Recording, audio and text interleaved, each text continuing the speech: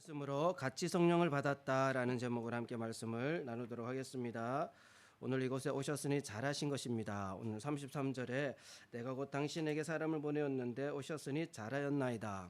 옆에 계신 분들에게 오셨으니 잘하였습니다 라고 인사 좀 나눠주실까요? 아직까지 좀 얼굴이 어두운 분들도 계시는데 왔으니 잘하신 겁니다. 오늘 이곳에 이미 우리 안에 거하신 성령님께서 또 역사하시고 아직 성령을 모르는 분들이 계시다면 성령을 발견하게 되는, 깨닫게 되는 은혜가 저와 여러분에게 있을 줄 믿습니다. 오늘은 교회력으로 성령 강림절이라고 합니다. 예수님께서 부활하시고 부활하신 그 날부터 계산해서 50일째 되는 날, 구약은 6월절 다음 날부터 계산해서 50일째 되는 날이죠. 근데 오순절이 갖는 의미는 우리 출애굽기 24장에 나와 있습니다. 그날 이스라엘 백성들이 하나님으로부터 말씀을 받고 그리고 이스라엘을 대표하는 사람들이 시내산에서 하나님과 함께하는 장면이 기록되어져 있습니다. 이것이 오순절이 갖는 가장 중요한 의미라는 것을 꼭 기억하셔야 해요. 그래야지 이제 성령 강림이 갖는 의미도 우리가 명확히 알 수 있습니다. 그러니까 말씀을 받은 날, 그리고 하나님과의 온전한 화해가 이루어진 날. 그러니까 성령이 우리에게 임하시면 말씀으로 역사하시며 하나님과 온전한 화해를 이루도록 인도해 가신다는 겁니다. 그 50일째 되는 날에 이제 마가의 다락방에 모여 있던 그 120명의 제자들에게 성령이 임하죠. 그 성령이 임하시면서 신약 교회가 시작됩니다. 예루살렘 교회를 중심으로 해서 놀라운 권능들이 나타나는데 그 권능도 어떤 초자연적인 현상에 우리가 주목하면 안 됩니다. 그 여러 가지 이적과 표적들이 일어나지만 항상 마지막에는 하나님의 말씀이 왕성해진다라고 기록하고 있어요. 그러니까 말씀이 주된 목적입니다. 그 말씀이 전해지기 위해서 필요한 일들이 이적들도 일어나기도 하는 거예요. 그러니까 하나님의 말씀이 예루살렘으로부터 시작해서 온 유대 땅에 그리고 또 사마리아 땅에도 전해지게 되고요. 그때 많은 또 방해와 또 박해들이 있어서 성도들은 흩어져야 했습니다.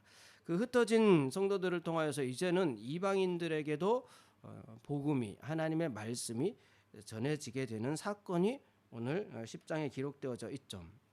이 사건의 배경 아마 우리가 잘 알고 계실 텐데 그 의미에 대해서도 좀 알고 계셔야 합니다. 10장 1절에 보시면은 가이사랴에 고넬료라 하는 사람이 있으니 이달리아 부대라 하는 군대 백부장이라 이렇게 기록되어져 있습니다. 가이사랴가 어디냐 하면 우리 지도 준비됐으면 지도를 좀 보여주시면요. 예루살렘에서 저 지중해라고 쓰여진 부분 오른쪽에 가이사랴라고 쓰여져 있죠. 예루살렘에서 저기까지의 거리는 한 100km 정도 됩니다. 100km. 그 가이사랴에서 좀 밑으로 내려오면 욥바라는 장소가 있습니다. 욥바에서 가이사랴까지는 한 50km 정도. 즉 베드로가 있는 곳이 욥바이고 지금 가이사랴에서 일어나고 있는 일을 지금 기록하고 있습니다. 여기에는 당시에 로마의 총독이 머무는 관저가 있었고요. 그 로마 군대들이 머물고 있었죠. 로마 군대, 특히 오늘 이제 고넬료라는 이달리아 부대, 이 부대라는 스페이리아라는 단어는 300명 내지 600명의 부대를 의미합니다. 그러니까 우리나라의 중대 정도의 그 규모의 부대의 백부장, 그러니까 뭐 고급 장교는 아니고요, 하위 장교 정도 되는 인물입니다. 그 고넬료라는 그런 사람이 있었는데 이 사람은 2절에 그가 경건하여 온 지방과 더불어 하나님을 경외하며 백성을 많이 구제하고 하나님께 항상 기도하더니 라고 기록되어 있지만 아직 세례를 받은 적은 없고 또 성령을 경험한 적은 없습니다.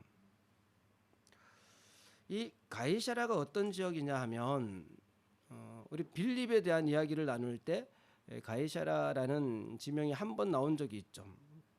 8장 40절에 빌립은 아소도에 나타나 여러 성을 지나다니며 복음을 전하고 가이사랴에 이르니라. 이때가 AD 30 한 3년쯤 될 것 같아요. 32년 3년 어간이 될 것 같습니다. 그런데 사도행전에 이 지명이 빌립에 대한 내용이 다시 한번 나오는데요. 바울이 3차 성경이 끝날 때쯤에 다시 나옵니다. 21장 8절에 이튿날 떠나 가이사랴에 이르러 7 집사 중 하나인 전도자 빌립의 집에 들어가서 머무르니라 라고 기록되어져 있죠. 그에게 딸 넷이 있으니 처녀로 예언하는 자라. 자, 이 AD 33년쯤에 이제 빌립이 가이사랴로 갔는데, 그러니까 21절에 보면은 이제 바울이 이 3차 전도여행 끝나고 예루살렘을 향할 때 거기에 있었어요. 그러니까 이때는 AD 한 57년쯤 될 것 같아요. 그러니까 근 24, 5년을 지금 여기에 빌립이 살고 있습니다. 살면서 결혼도 하고 딸도 4명이나 낳았어요. 그래서 딸도 있고 그 4딸이 처녀고 예언하는 자들이다 이렇게 기록되어져 있죠. 그러니까 이 사건은 빌립이 이미 이 가이사랴에 정착해서 거기서 열심히 전도하고 있는 그 지역에 이제 이달리아 부대의 그 고넬료라는 사람이 아마 영향을 받았을 것 같아요.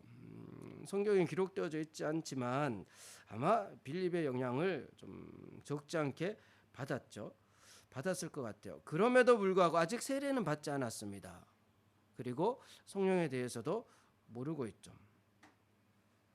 단지 좋은 영향을 받아서 지금 열심히 그 유대 사회에 모임에는 가고 그런데 유대 사회에 아예 들어간 건 아니에요. 들어가기 위해서는 할례를 받고 이제 개종을 해야 되는데 거기까지는 아니에요. 왜냐하면 11장 3절에 내가 무할례자의 집에 들어가 함께 먹었다 이런 이야기를 하는 걸 보면 아직까지 할례 받고 그 유대 사회에 온전히 들어간 그런 상황은 아니라는 거죠. 단지 이 유대 사회 유대인들이 믿고 있는 하나님에 대해서 관심을 가지고 있고 또 자신도 좀 그런 경건한 삶을 살고자 하는 교회에 종종 이런 분들이 있습니다.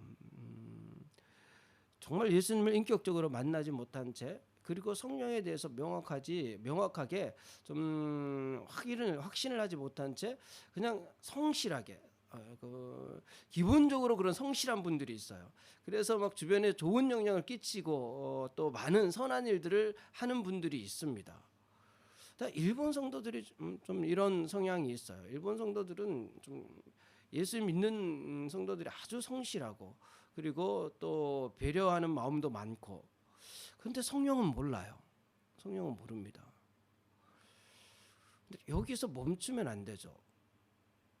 그 고넬료가 여기에서 멈췄다면은 구원받지 못했을 거예요. 그런데 이제 하나님께서 이 고넬료의 삶 가운데 개입하기 시작하시죠. 어찌 보면 여기까지가 고넬료의 이제 세월, 세상에서의 시간, 크로노스의 시간입니다. 그 가운데 하나님께서 이제 카이로스로 역사하시는 장면이 오늘 10장에 기록되어져 있죠. 하나님께서 이 고넬료를 택하신 특별한 이유들이 있어요. 특별히 고넬료가 어디 출신입니까? 어디 출신이죠? 성경에 보시면 이달리아 부대라는 말은 이달리아 출신 사람들로 이루어진 군대라는 뜻이에요. 그러니까 오늘날 말하면 그 스페인이죠, 스페인. 이탈리아, 스페인 뭐 이쪽 출신의 사람들.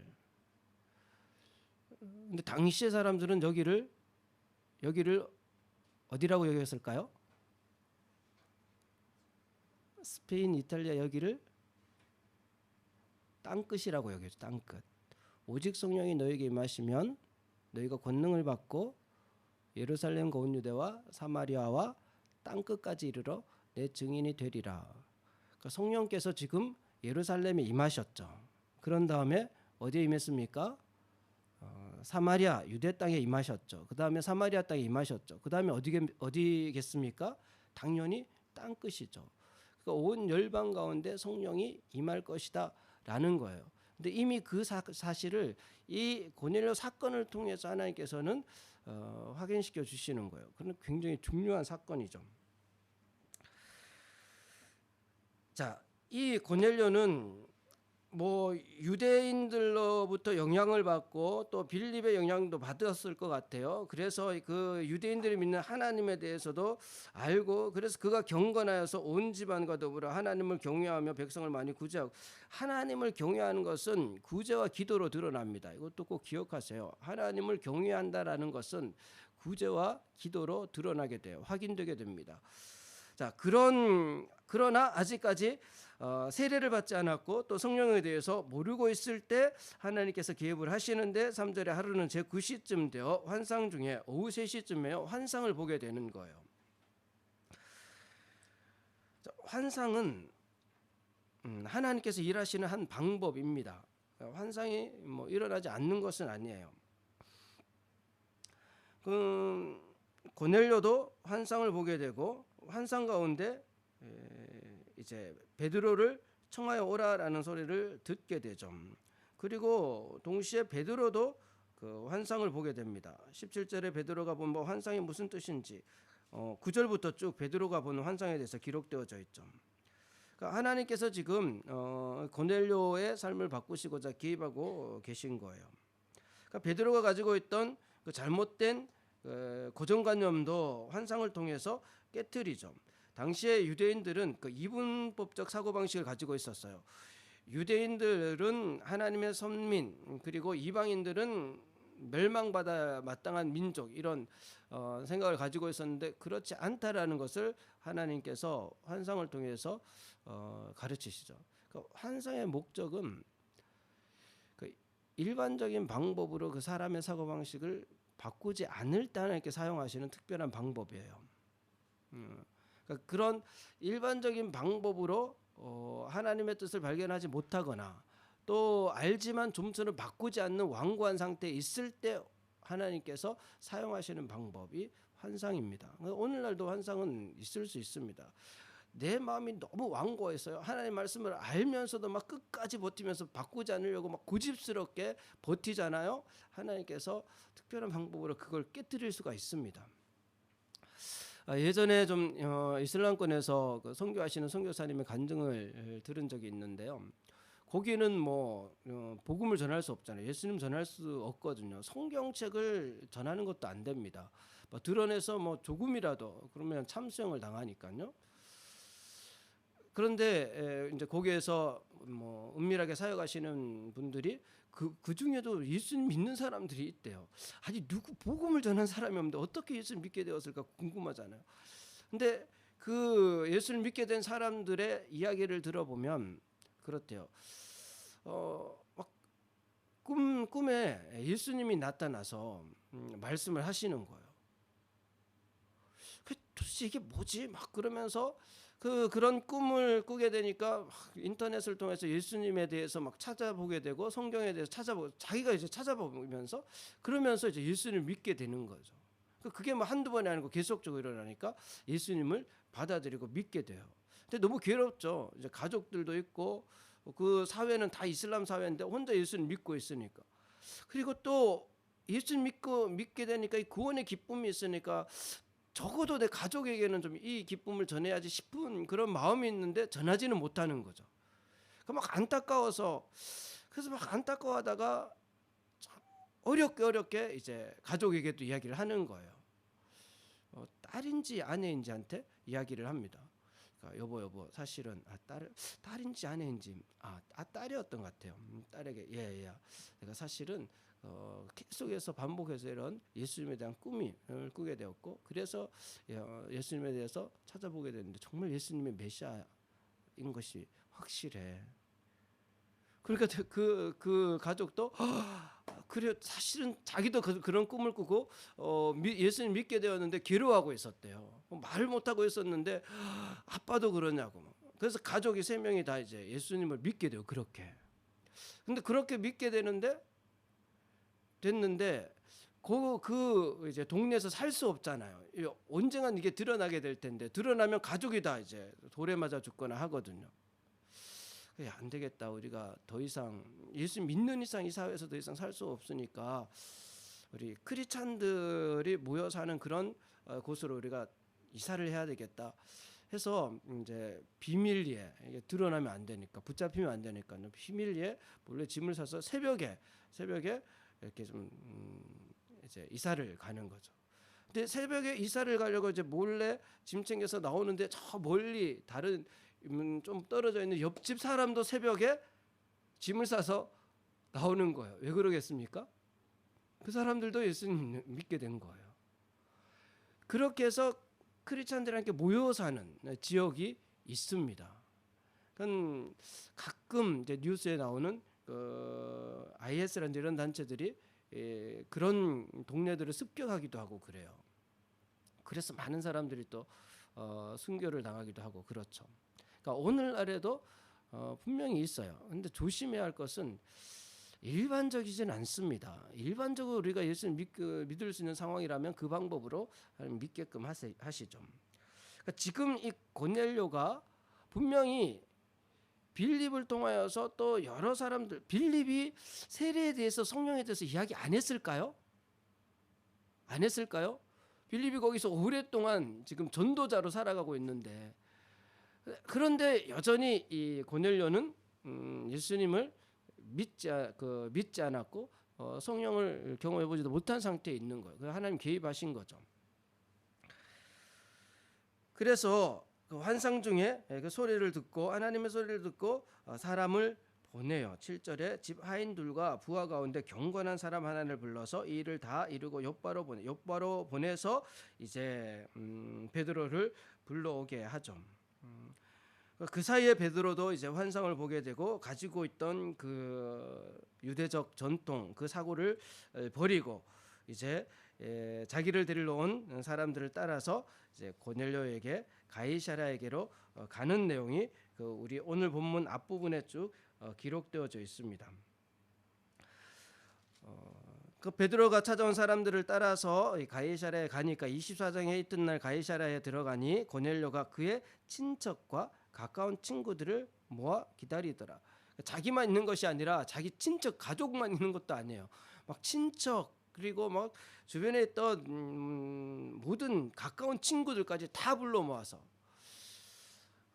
우리 성도분들도 예수님 믿는 이 기쁨을 우리 주변 사람들에게 좀 적극적으로 알리세요.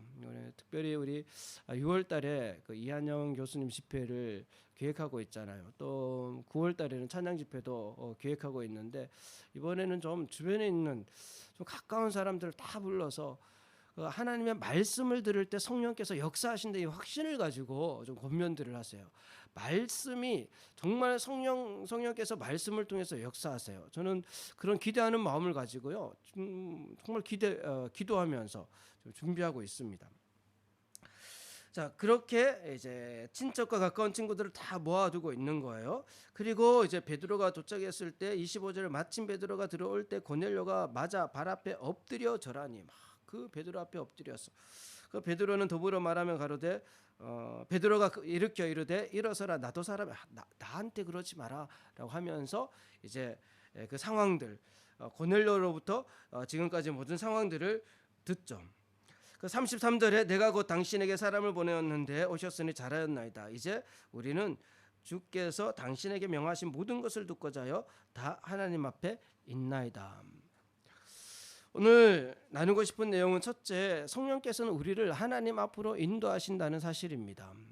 성령께서는 항상 구원받을 만한 마땅한 그 백성들을 하나님 앞으로 이끄세요.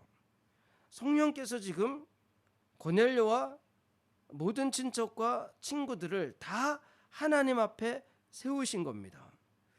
그리고 그들을 하나님께서 받으신다는 사실을 베드로를 통해서 성령께서 또 깨닫게 해주세요. 34절 베드로가 입을 열어 말하되 내가 참으로 하나님은 사람의 외모를 보지 아니하시고 각 나라 중 하나님을 경외하며 의를 행하는 사람은 다 받으시는 줄을 깨닫. 하나님 앞에 온 사람들 하나님께서 다 그들을 받으시죠. 성령께서 이 사실을 깨닫게 해주십니다. 뿐만 아니라 성령께서는요 하나님 앞에 나오는 자 하나님 그들을 받으시며 하나님이 그들을 권능으로 함께 하신다는 사실까지 깨닫도록 하시죠. 38절에 하나님이 나사렛 예수에게 성령과 능력을 기름 붓듯 하셨으며 그가 두루 다니시며 선한 일을 행하시고 마귀에게 눌린 모든 사람을 고치셨으니 이는 하나님이 함께 하셨음이니라. 성령이 임하셔서 예수님에게도 성령이 임하셔서 그런 일들이 일어난 것이다. 하나님 함께 하시니 그런 능력들이 나타나는 것이다 라는 사실도 깨닫도록 또 이 일들을 다 이루시는 분이 성령님이세요. 성령께서는 항상 우리를 하나님 앞으로 이끄시면서 하나님이 나를 받으시고 하나님 나와 함께 하시며 하나님 나를 통하여서 능력으로 행하신다는 사실을 믿도록 하신다는 거예요. 이것이 성령께서 하시는 일입니다. 저 여러분 이 사실을 믿으십니까? 성령께서 항상 우리를 하나님 앞에 세우신다. 성령께서 하나님께서 나를 받으신다. 성령께서 나와 함께 하나님께서 함께 하시며 능력으로 행하신다. 이 사실을 확신하도록 이끄신단 말이에요. 그런데 옆에 분에게 한번 물어보세요. 믿으시나요? 믿으십니까? 사실 이렇게 약속하시는데 믿는 사람들은 많지 않죠. 왜 우리는 이 사실이 잘 믿겨지지 않을까요? 성령께서는 동일하게 그렇게 역사하심에도 불구하고 왜 우리는 잘 믿겨지지 않을까요? 심지어는 베드로는요 38절에 나사렛 예수에게 성령과 능력을 기름 붓듯 하셨으며 그가 두루 다니시며 선한 일을 행하시고 마귀에게 눌린 모든 사람을 고치셨으니 이는 하나님이 함께 하셨음이라. 성령께서 함께 하시면 예수님께서 행하신 일들도 너희들은 행하게 된다라고까지 말씀하시는데, 그죠? 예수님처럼 왜 우리는 이 사실이 믿겨지지 않을까? 34절에 참으로 하나님은 사람의 외모를 보지 아니하시고 각 나라 중 하나님을 경외하며 의를 행하는 사람은 다 하나님을 경외하고 의를 행하는 사람들을 받으시고 그들을 통해 역사하시는데, 우리는 하나님을 경외하고 의를 행하기보다는 외모에 빠져서 살아갑니다. 외모에 빠져서 살아가요. 이 외모라는 것은 당시의 율법과 종교적 제의 내지는 관습들, 기계적이고 형식적인 행위들, 인간적인 사고의 근간 모든 것들을 외모라고 그렇게 표현을 하는 겁니다. 우리는 예수님 믿는다고 하지만 성령님의 인도하심, 성령께서 주시는 그 믿음으로 살기보다는 대부분 외모에 빠져서 신앙생활을 해요. 종교적인 행위들, 기계적이고 형식적인 삶들, 인간적인 사고로, 우리 예수님 믿지만 거의 대부분은 인간적인 사고로 살아가잖아요. 그런 판단을 하며 살잖아요. 하나님께서 분명히 각 나라 중 하나님을 경외하며 의를 행하는 사람은 다 받으신다고 약속해 주셨습니다. 하나님께서는 절대 외모를 보지 않으세요. 우리가 얼마나 열심히, 우리가 얼마나 종교적인 활동을 열심히 하는, 그게 중요한 게 아니에요. 그 외모적인 요소들이 중요한 것이 아닙니다. 신명기 10장 12절에 이스라엘아 내 하나님 여호와께서 내게 요구하시는 것이 무엇이냐? 하나님께서 우리에게 원하시는 것이 무엇입니까? 곧 내 하나님 여호와를 경외하며 그의 모든 도를 행하고 그를 사랑하며 마음을 다하고 뜻을 다하여 내 하나님 여호와를 섬기고 내가 오늘 내 행복을 위하여 내게 명하는 여호와의 명령과 규례를 지킬 것이 아니냐. 그러므로 너희는 16절에 마음의 할례를 행하고 다시는 목을 곧게 하지 말라. 너희 하나님 여호와는 신 가운데 신이시며 주 가운데 주시요 크고 능하시며 두려우신 하나님이라. 사람을 외모로 보지 아니하시며, 베드로 이 말씀을 인용한 거예요. 사람을 외모로 보지 아니하시며 뇌물을 받지 않으시고, 그 신명기 10장 그 다음 절에 18절에 고아와 과부를 위하여 정의를 행하시며 나그네를 사랑하여 그에게 떡과 옷을 주시나니 내 하나님 여호와를 경외하며.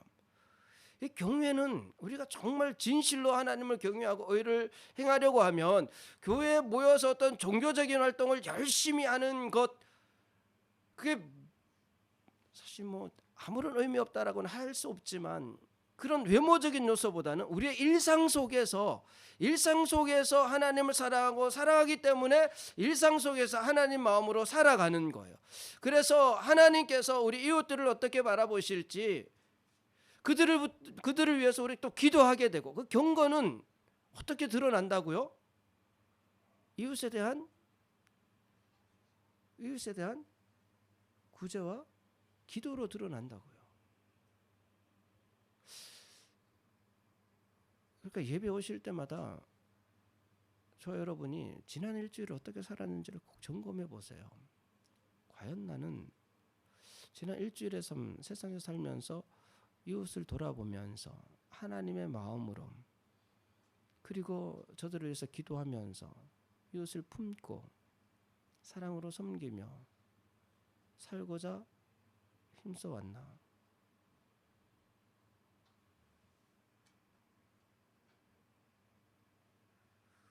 우리는 외모에 빠져 있기 때문에 사실은 성령께서 우리를 하나님 앞에 세우시며 우리를 받으시며 우리와 함께 하시며 우리를 통하여서 능력으로 행하시겠다고 약속하심에도 불구하고 우리는 그걸 잘 경험해 보지 못해요. 저와 여러분이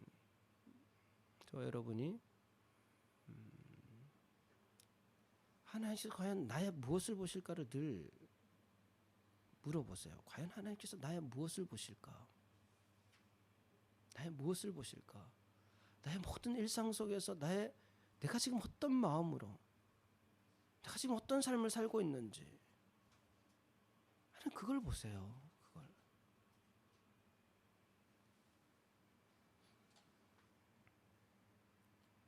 그렇게 내가 하나님 앞에서 진실하게 하나님을 경외하며 일상을 살아간다면 하나님 반드시 우리를 받으시죠. 받으실 뿐만 아니라 우리를 통해서 능력으로 행하시죠. 하나님께서요 아브라함을 받으실 때 아브라함에게 약속하신 말씀이 있습니다. 창세기 17장 1절에 아브라함이 99세 때에 여호와께서 아브라함에게 나타나서 그에게 이르시되 나는 전능한 하나님이라 너는 내 앞에서 행하여 완전하라. 너는 내 앞에 있다. 이 완전하다라는 뜻이 히브리어로 타밈이라는 뜻이에요. 타밈. 그 제물에 쓰는 단어입니다. 번제 제물에 쓰는 단어예요. 여기에서 하나님께서 완전하라라고 하시는 말씀이 퍼펙트하게 이런 의미가 아니라고 말씀을 드렸습니다. 하나님을 전적으로 신뢰하는 것으로 의미해요. 하나님을 전적으로 신뢰하는 것. 그러니까 너는 걱정하지 마라. 너가 나를 경외하고 너가 나를 신뢰한다 그러면 더 이상 뭐가 걱정이냐? 걱정하지 마라. 너 뒤에는 내가 있다. 너는 내 앞에서 그 나를 온전히 신뢰하며 행하기만 하면 된다. 이런 의미예요. 하나님께서요 성령을 통해서 끊임없이 우리를 하나님 앞에 세우세요. 하나님이 우리를 받으시고 하나님이 능력을 함께 하시고 나를 통해서 역사하실 것을 그런 믿음, 확신을 주세요. 내가 부족하지만 내가 퍼펙트하진 않을지라도 내가 하나님을 전적으로 신뢰하기만 하면 하나님께서는 능력으로 행하시죠. 성령께서 우리를 그렇게 이끌어 가시는데 우리는 너무 외모에 빠져 있어서 이 성령의 인도하심을 잘 경험해 보지 못합니다. 우리 옆에 계신 분들에게 외모에 빠지지 마세요. 이야기 좀 해주세요. 외모에 빠지지 마세요. 정말 외모에 빠지시면 안 됩니다. 요즘 세상도 온통 외모지상주의잖아요.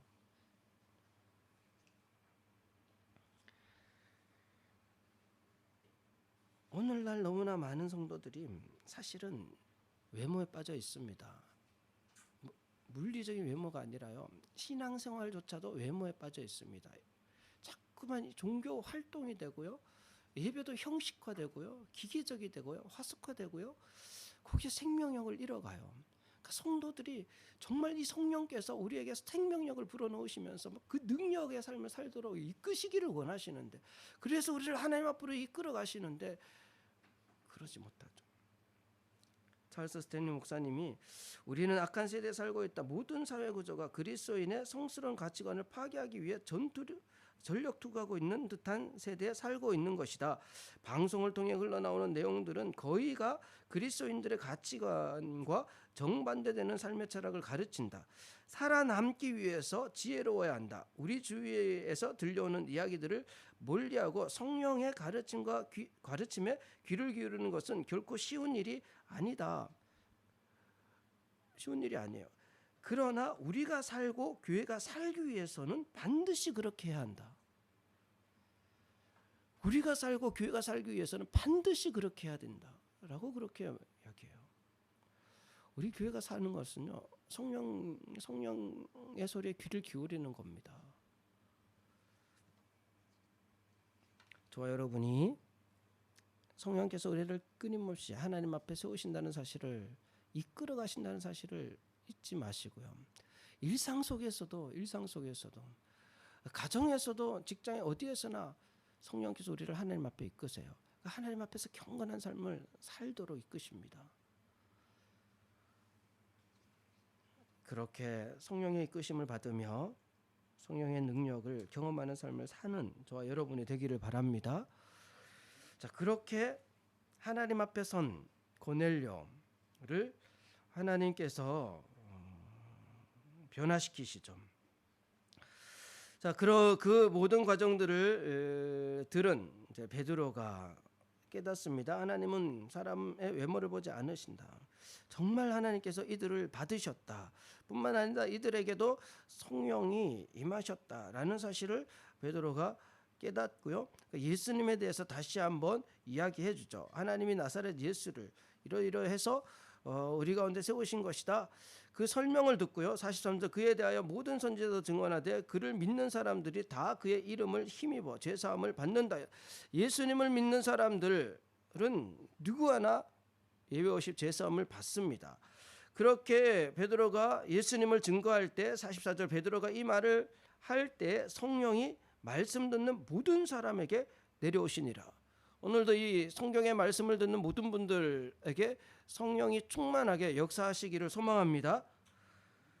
자, 그렇게 성령이 부어져요. 베드로와 함께 온 할례 받은 신자들이 이방인들에게도 성령 부어 주심으로 말미암아 논란이, 이는 방언을 말하며 하나님 높임을 들음이르라. 이 방언은 2장에서 말하는 방언과는 다르죠. 2장에서는 여러 지역에서 온 사람들의 언어로 듣습니다. 그런데 여기에서의 방언은 어떤 언어겠습니까? 사마리아 지역에 있던 헬라권 문화의 사람들이니까 이 방언은 헬라어, 알아들을 수 있는 말. 그러니까 그 뒷부분에 하나님 높임을 들음이러라. 어떤 방언을 하는지 사람들은 알 수 있었어요. 그러니까 알 수 없는 말로 방언하는 것이 아니에요. 그리고 47절에 이에 베드로가 이르되 이 사람들이 우리와 같이 성령을 받았으니 누가 능히 물로 세례 베품을 금하리요 하고 명하여 예수 그리스도의 이름으로 세례를 베풀라 하니라. 베드로가 명하여 누구에게 명했을까요? 베드로가 직접 세례를 베풀지 않습니다. 베드로가 명하여 예수 그리스도의 이름으로 세례를 베풀라 하니라.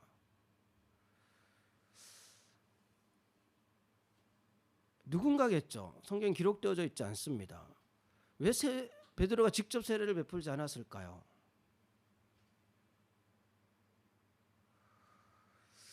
세례는요, 어떤 사도들만의 전유물이 아닙니다. 목사들만의 전유물이 아니에요. 사실 빌립도 세례를 베풀었고요. 뿐만 아니라 성령이 임하시는 사건도 2장에서는 어떻습니까? 기도할 때 성령이 임했어요. 오늘 본문은 어떤 상황에서 성령이 임하시나요? 베드로를 통해서 말씀을 들을 때 성령이 임하는 거예요. 말씀을 들을 때. 그러니까 이 성령이 임하는 것을 어떤 사람의 그 인위적인 어떤 특정 행위에 의해서 이루어진다, 그런 일은 없습니다.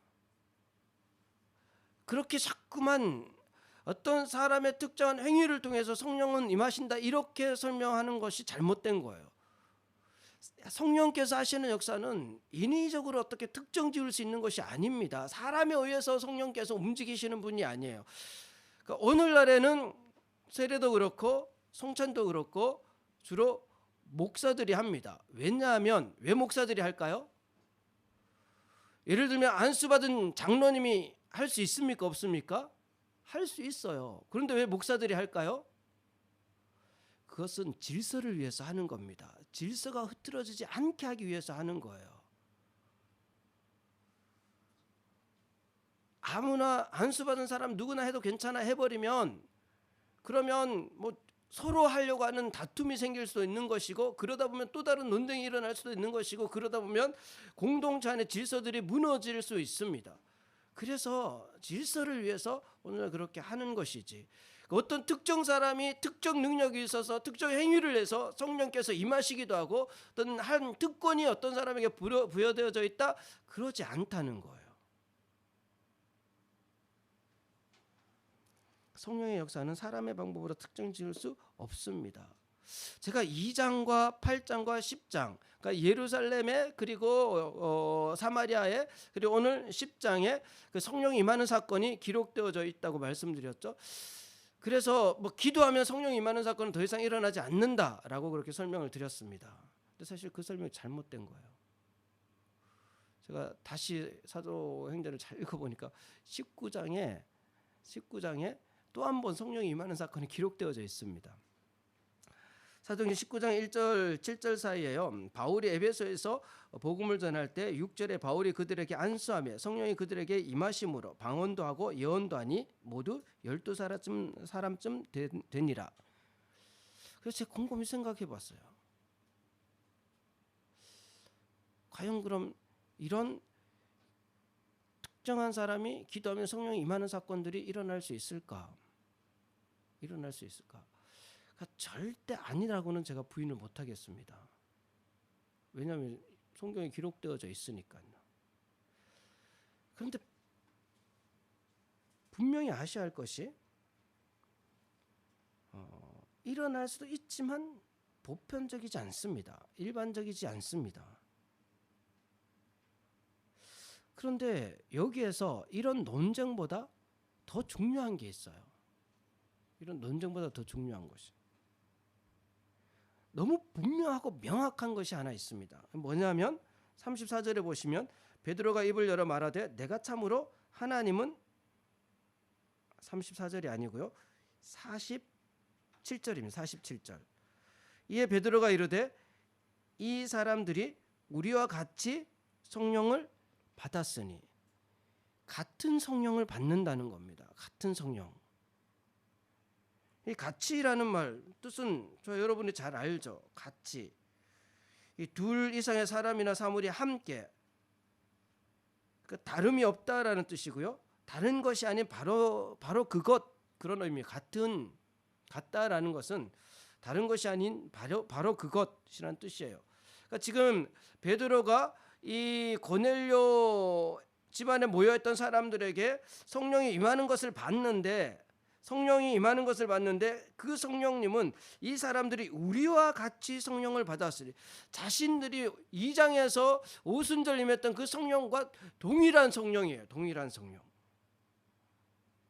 그 존 스턴트 목사님이 성령 세례와 충만이라는 책에서요, 그곳에 모인 사람들이 똑같은, 그러니까 120명의 제자들과 똑같은 신비로운 현상을 경험한 것 같지는 않다. 급하고 강한 바람, 불의 혀, 방언으로 말하는 것 등, 그러나 하나님이 베드로를 통해 하신 말씀을 놓고 볼 때 그들은 모두 똑같은 약속을 유업으로 받고 똑같은 선물을 받았음에 틀림이 없다. 빌리 그레이엄 목사님 성령이라는 책에는요, 오랜 세월 성경을 연구하면서 나는 성령 세례는 모든 신자들의 삶 속에서 단 한 번 일어나는 사건이라는 확신을 갖게 되었다. 그리고 그 사건은 회심의 순간에 발생하는 것이다. 그러니까 예수님을 믿는 순간 사람들에게 성령이 임하는데 그 성령은 같은 성령이라는 거예요. 같은 성령. 근데 같은 성령, 심지어는 베드로가 38절에 뭐라고 이야기합니까? 하나님이 나사렛 예수에게 성령과 능력을 기름 붓듯 하셨습니다. 예수님께 부어진 성령과 같은, 그러니까 예수님께서 세례 받으실 때 성령이 임하시는 그 성령께서 오순절 120명의 제자들에게 임한 그 성령, 그리고 또 사마리아 땅에서 임했던 그 성령이 지금 고넬료의 그 가족의 집에 모여있던 모든 사람들의 동일한 성령이 임하신 것이고, 그리고 예수 그리스도를 믿는 하나님의 백성들에게도 그 동일한 성령이 임한다는 거죠. 저와 여러분 안에 임하여 계신 성령이 같은 성령님이라는 사실을 믿으셔야 돼요. 믿으십니까? 같은 성령님이시라는 사실을 믿으세요? 지금 내 안에 같은 성령이 계신다니까요. 예수님에게 임했던 그 성령께서 내 안에 계신다고요. 그 오순절 120명 제자들에게 임했던 그 성령이 내 안에 같이 계신다니까요.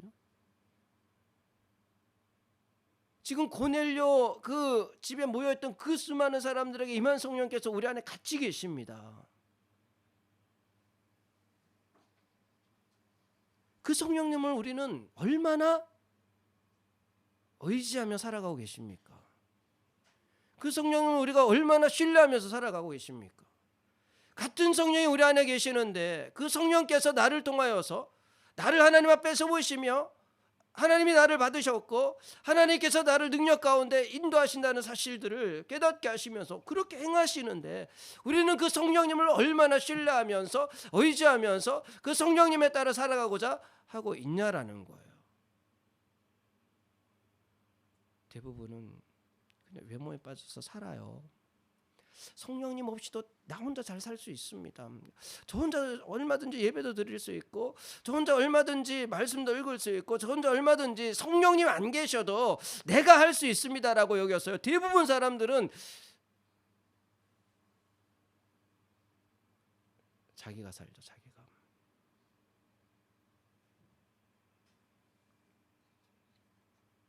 아니 어떻게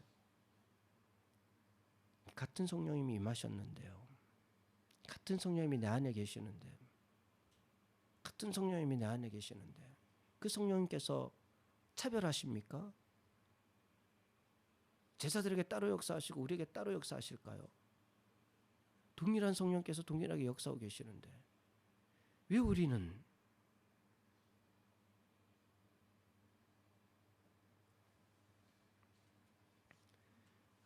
성령에 충만한 삶을 살 수 없을까?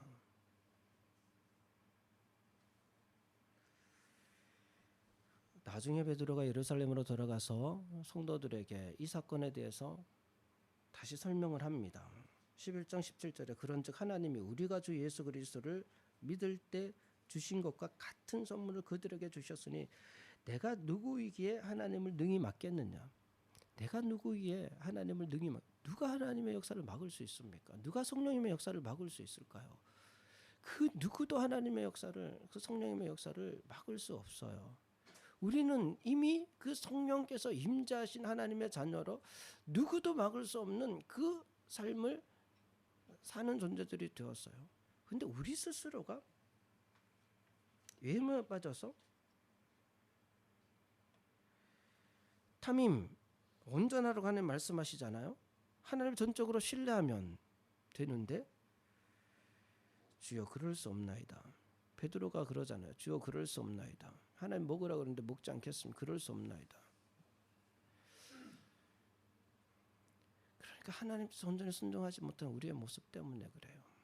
하나님 야 걱정하지 마라. 너는 내가 너를 낳았다. 내가 너를 세웠다 말씀하시는데 저와 여러분이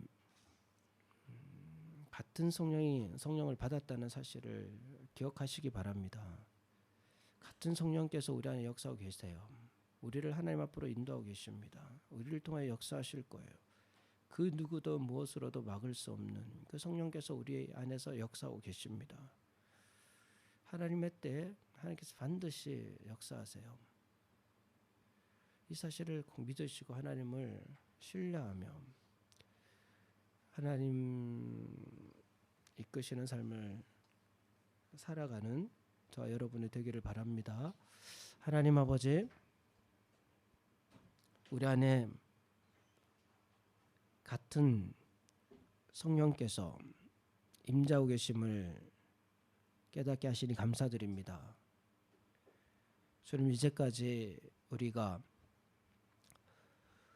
주여 그러할 수 없나이다, 내 가치관에 매여서 외모에 빠져서 하나님께서 행하시기를 원하시는 일들이 있음에도 불구하고 그것을 거절하여 왔다면, 이제는 성령의 소리를 듣고 하나님의 뜻에 온전히 순종하는 저 우리 성도들이 될 수 있도록 인도하여 주시옵소서. 인간적인 사고, 그 외모에 빠져 살아가는 것이 아니라 늘 함께 하시며 우리를 이끌고 계시는 그 성령님의 인도하심을 친밀하고 구체적으로 경험하며 살아가는 동경 앞에 기독교의 성도들이 되게 하여 주시옵소서. 주님께서 인도하실 줄 믿습니다. 감사드리며 모든 것을 예수님의 이름으로